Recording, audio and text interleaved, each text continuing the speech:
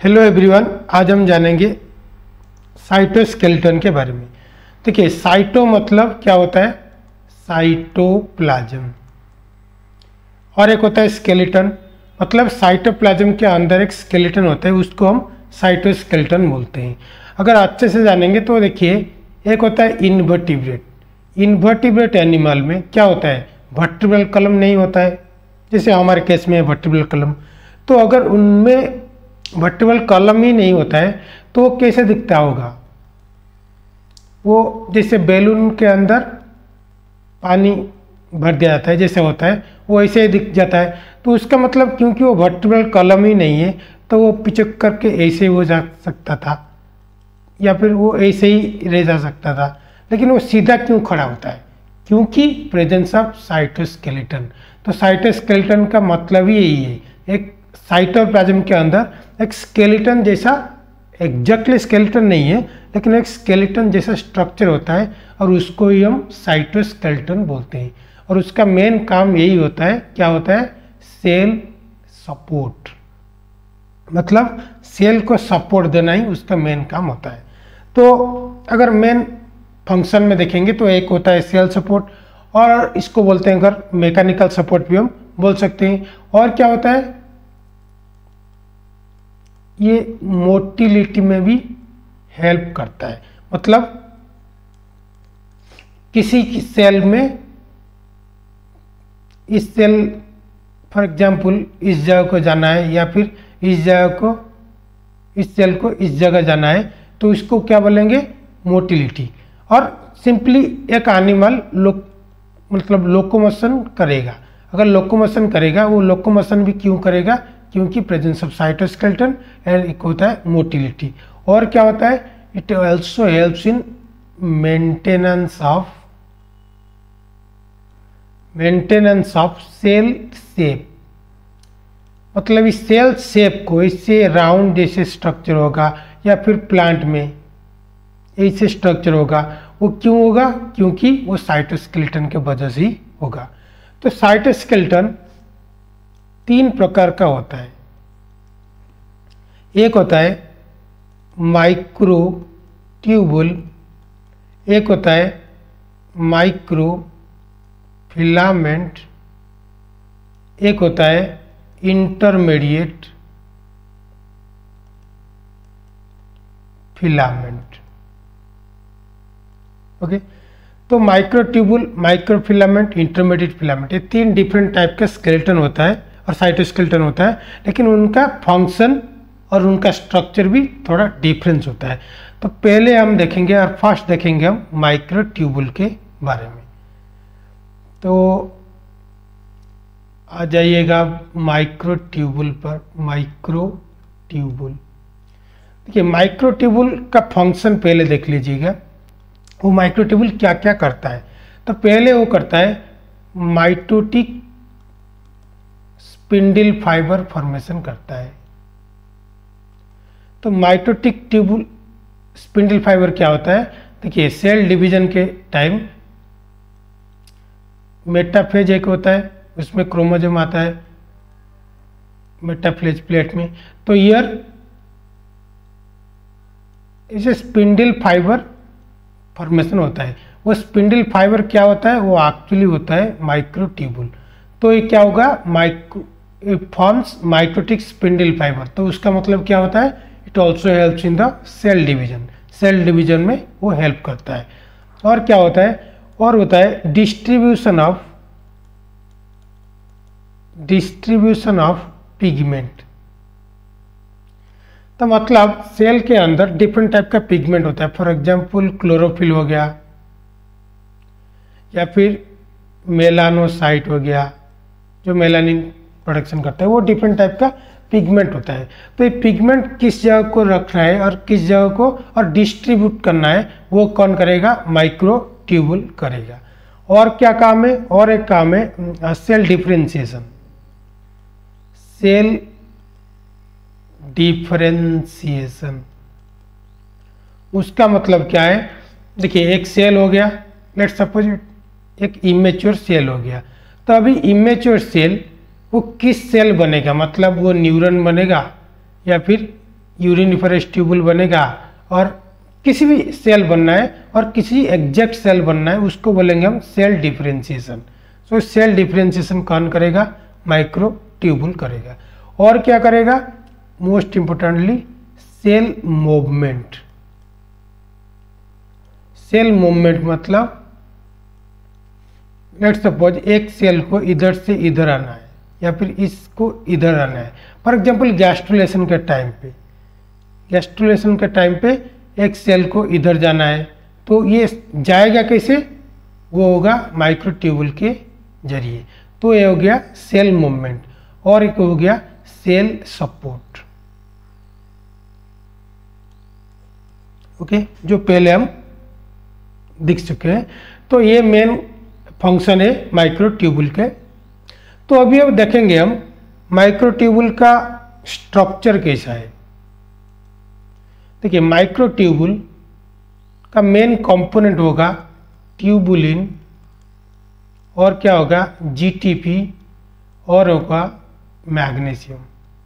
तो मतलब ट्यूबुलिन अगर देखेंगे, ट्यूबुलिन ऐसा होता है, तो इसको बोलेंगे डाइमर। मतलब दो स्ट्रक्चर मिलके बना है, उसको बोलेंगे हम ट्यूबुलिन डाइमर, क्योंकि दो ट्यूबुलिन जुड़ के बना है। तो अभी इस ट्यूबुलिन को और ट्यूबुलिन के साथ और एक ट्यूबुलिन जुड़ेगा। कैसे जुड़ेगा? इसके लिए जीटीपी रिक्वायर होगा और मैग्नीशियम भी रिक्वायर होगा। मैग्नीशियम क्यों रिक्वायर होगा? क्योंकि मैग्नीशियम जीटीपी को एक्टिवेट करेगा।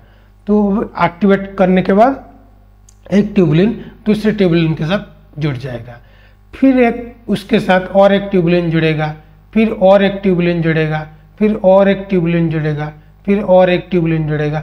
तो इसे एक लंबा सा स्ट्रैंड बना जाएगा, और इस स्ट्रैंड को हम बोलेंगे प्रोटोफिलामेंट। ओके, तो मतलब ट्यूबुलिन एक दूसरे को जुड़ के एक लाइन बना देगा, उसको हम बोलेंगे protofilament with help of GTP and magnesium. अभी इसी एक प्रोटोफिलामेंट के साथ और एक प्रोटोफिलामेंट जुड़ जाएगा।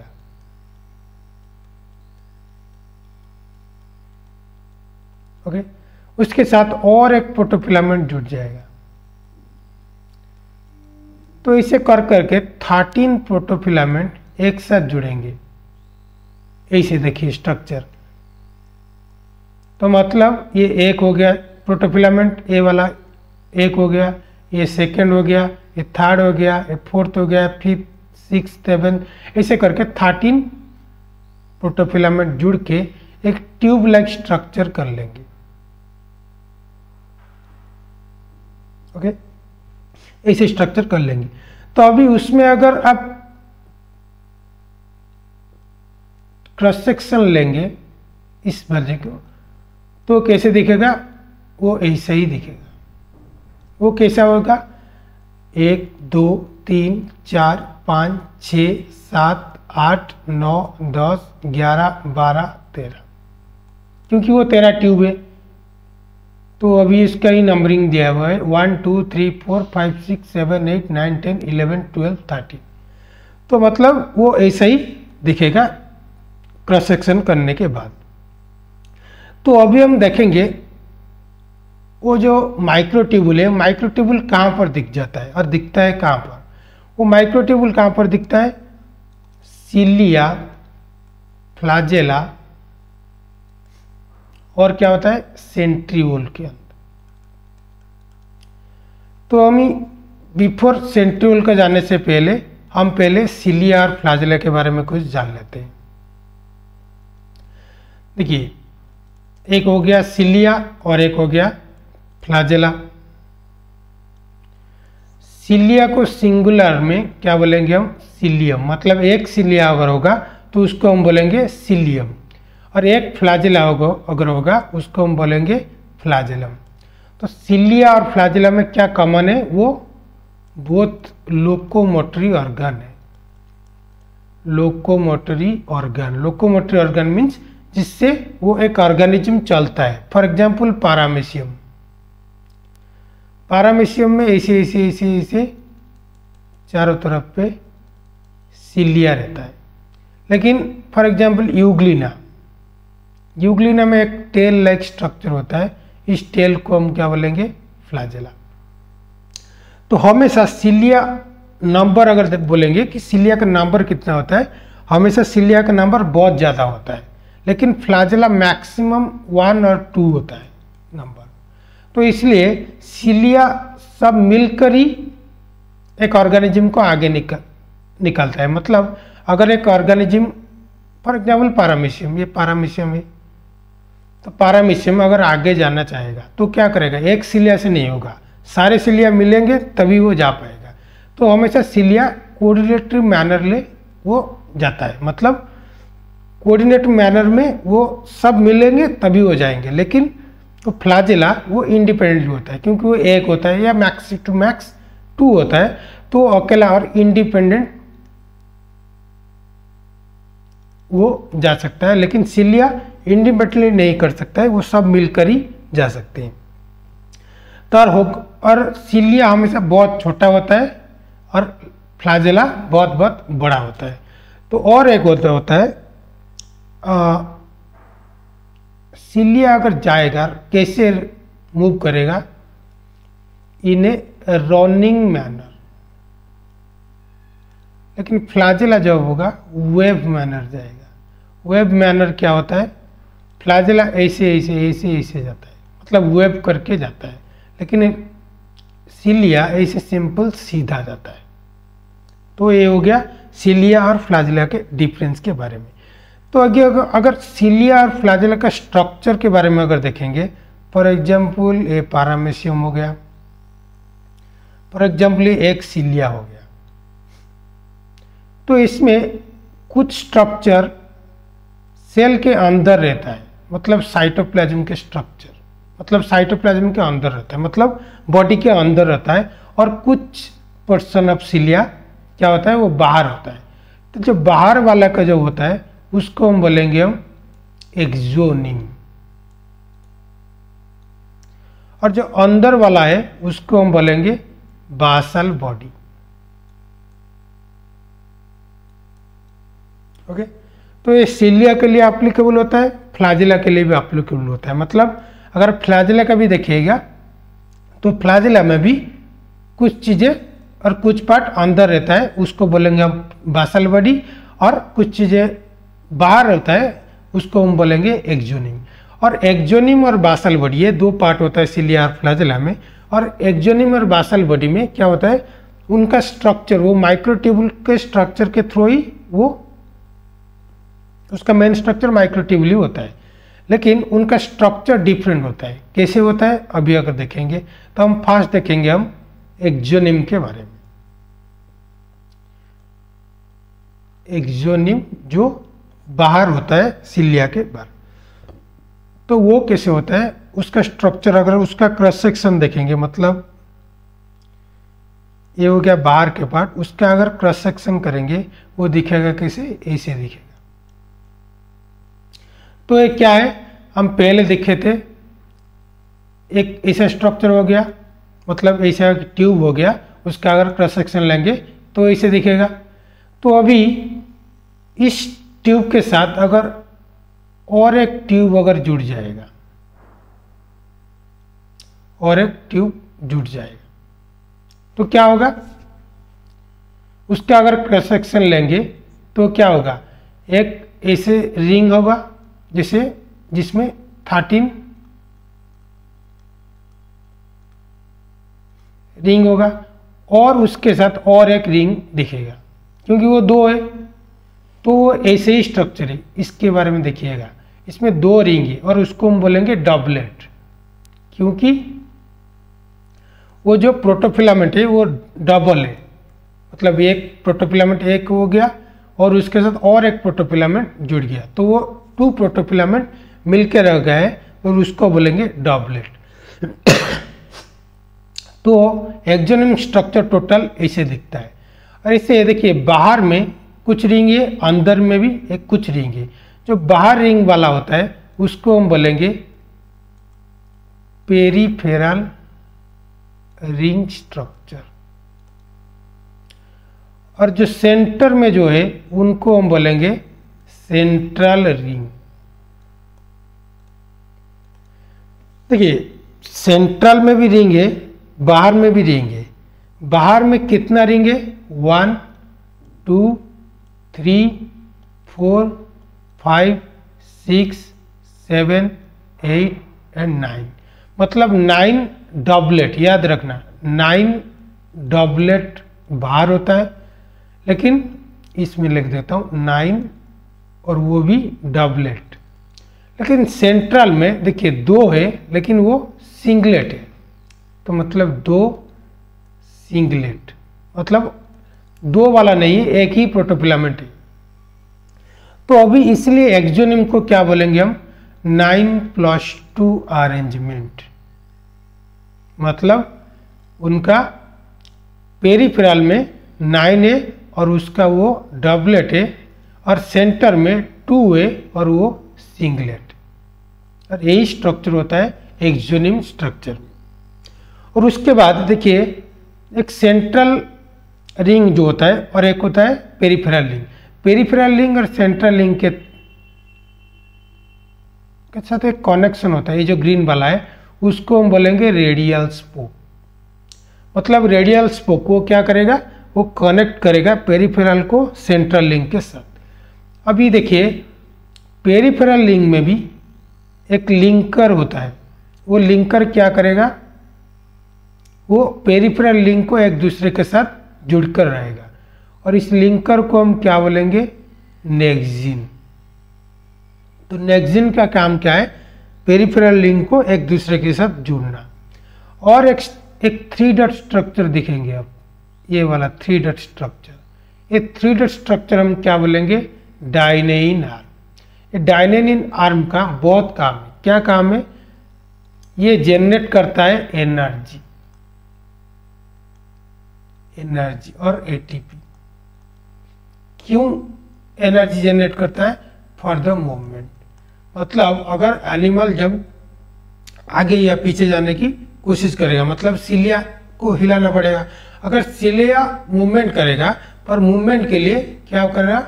एनर्जी चाहिए। और एनर्जी कहाँ से आएगा?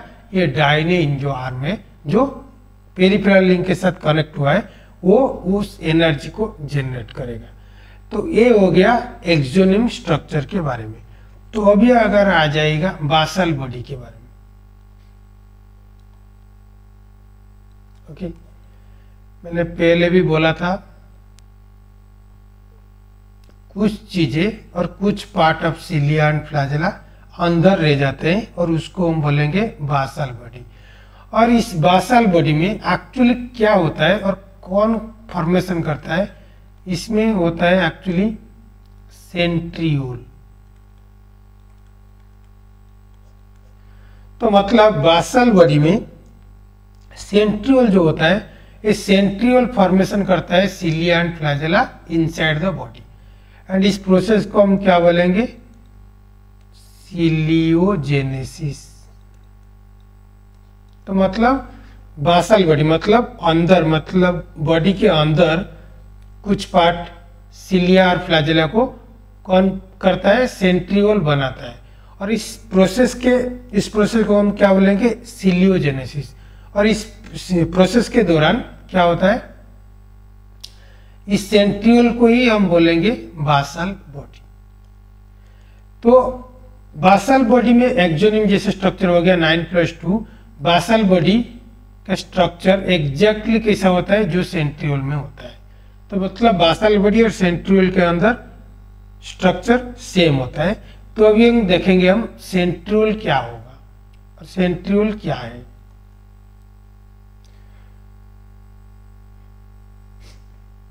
देखिए एक होता है सेंट्रोजोम, एक होता है सेंट्रियोल। तो सेंट्रियोल क्या होता है? सेंट्रोजोम क्या होता है?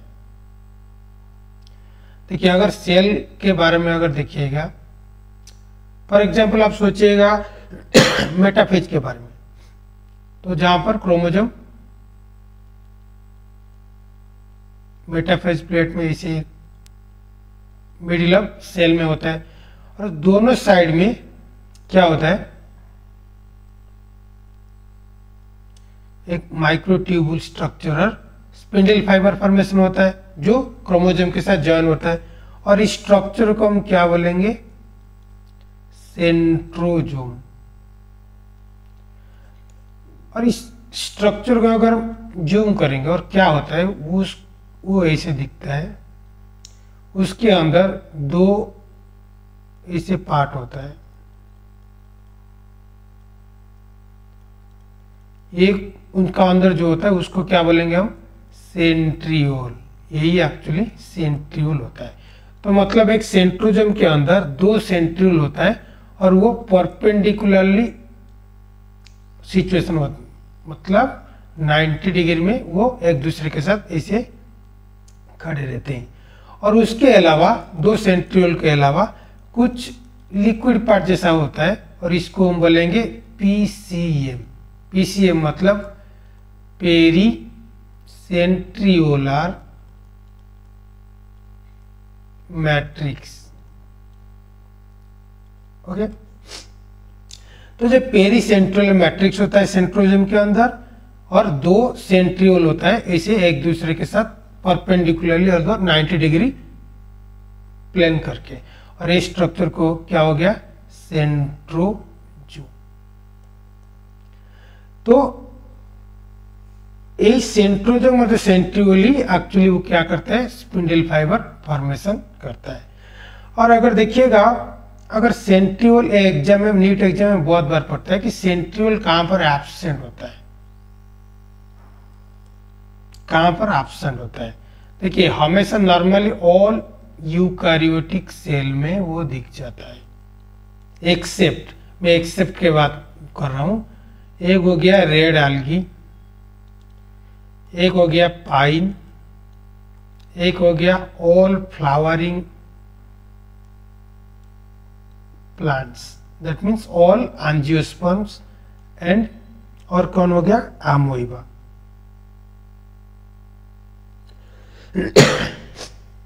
इन चार में सेंट्रियोल नहीं होता है, लेकिन सेंट्रोजोम होता है। मतलब फॉर एग्जांपल प्लांट में केस में देखिएगा, प्लांट में वो ऐसे ऐसे दिखता है, मतलब पीसीएम होगा लेकिन वो सेंट्रियोल नहीं होगा, लेकिन सेंट्रोजोम होता है। तो अभी वो सेंट्रियोल का, उसका अगर हम देखेंगे कैसा दिखता है, अगर इस सेंट्रियोल का स्ट्रक्चर अगर देखेंगे वो ऐसा दिखेगा, और उसका अगर क्रॉस सेक्शन देखेंगे वो ऐसे दिखेगा। मतलब ये हो गया किसका, एक्सोनिम का। ये स्ट्रक्चर क्या हो गया, बासल बॉडी एंड सेंट्रियोल का। दोनों में डिफरेंस क्या है, देखिए उसमें भी पेरिफेरल रिंग है, पेरिफेरल रिंग, इसमें भी सेंट्रल रिंग भी है, सेंट्रल रिंग। इस सेंट्रल रिंग को हम क्या बोलेंगे, हॉप। तो देखिए इस पेरिफेरल रिंग में और इस एक्सोनिम पेरिफेरल रिंग में क्या डिफरेंस है। एक्सोनिम पेरिफेरल रिंग के अंदर जो रिंग है वो भी 9 है, और इस बार में हियर भी 9 है, मतलब 1 2 3 4 5 6 7 8 9। तो मतलब इसका अंदर भी रिंग जो होता है वो भी 9 होता है, लेकिन डिफरेंस है एक्सोनिम के अंदर जो दिखता है वो डबलेट होता है, लेकिन वो बासल बॉडी और सेंट्रियोल के अंदर जो होता है वो देखिए ट्रिपलेट होता है, 1 2 3, मतलब 1 2 और 3 ऐसे मिलकर ही होता है। तो मतलब उसमें 9 तो होता है, लेकिन इसमें ट्रिपलेट होता है। ओके, और एक डिफरेंस क्या है, वो जो सेंट्रल रिंग है, इस सेंट्रल रिंग में देखिए कुछ भी रिंग नहीं है। जैसे इसमें 2 रिंग है वो सिंगलेट है, लेकिन इसमें कुछ नहीं है, मतलब 0 है। तो इसीलिए बासल बॉडी और सेंट्रियोल उसको हम क्या बोलेंगे, 9 + 0 बोलेंगे। 9 मतलब 9 बाहर मतलब पेरिफेरल लिंक का होगा और उसमें उसका होगा ट्रिपलेट। और जीरो मतलब सेंटर में कुछ भी रिंग नहीं है, इसलिए हमें जीरो बोलते हैं। लेकिन एक्सोनिम केस में क्या बोलेंगे, एक्सोनिम में 9+2 मतलब 9 मतलब पेरिफेरल में 9 होता है, हालांकि वो डबलेट होता है, लेकिन सेंटर में 2 होता है और वो सिंगलेट होता है। तो यही डिफरेंस है सेंट्रियोल और एक्सोनिम के अंदर डिफरेंस का। तो अगर देखेंगे सेंट्रोजोम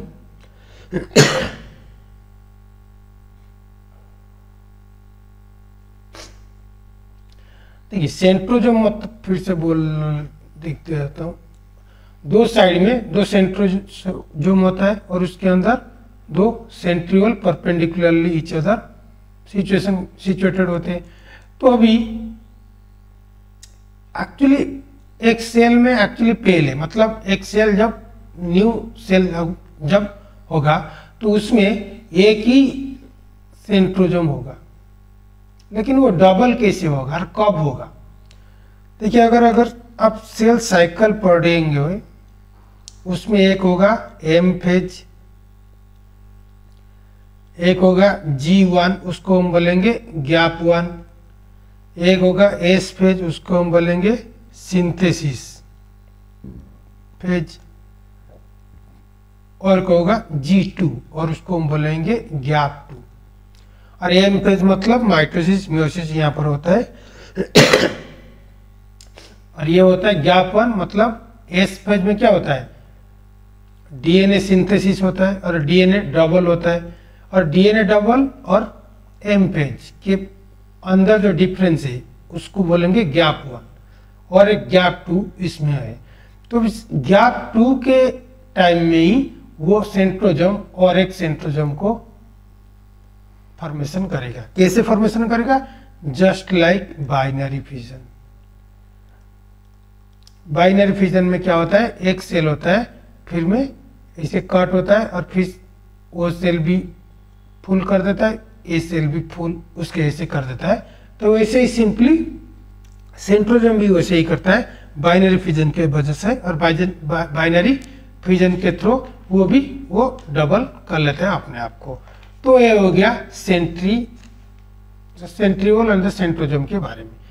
तो अगर देखेंगे what is the function of centrosome, function of centrosome तो क्या होगा, मेन इंपोर्टेंट होगा स्पिंडल फाइबर फॉर्मेशन करेगा, स्पिंडल फाइबर फॉर्मेशन करेगा। सेकेंड होगा स्पिंडल फाइबर मतलब वही जो सेल डिवीजन के टाइम जो होता है। सेकेंड क्या इंपोर्टेंट काम होता है, वो होता है it forms basal body in cilia and flagella. जो अभी हम देखें तो थर्ड मोस्ट इंपोर्टेंटली क्या होगा, इन स्पर्म सेल मतलब स्पर्म सेल के अंदर ये सेंट्रियोल का बहुत रोल होता है। क्या होता है आप रिप्रोडक्शन में टाइम में जानेंगे, इतना आप जानिएगा, it helps in the fertilisation. Fertilisation मतलब एक ओवा और एक स्पर्म जब फर्टिलाइजेशन होता है तो उसमें अंदर ही वो सेंट्रियोल का रोल बहुत होता है, बहुत वाइटल होता है। तो अब हम जब रिप्रोडक्शन के बाद पार्ट पढ़ेंगे उसके बाद ही हम जान पाएंगे। तो ये हो गया ऑल ओवर द माइक्रोट्यूबुल के बारे में।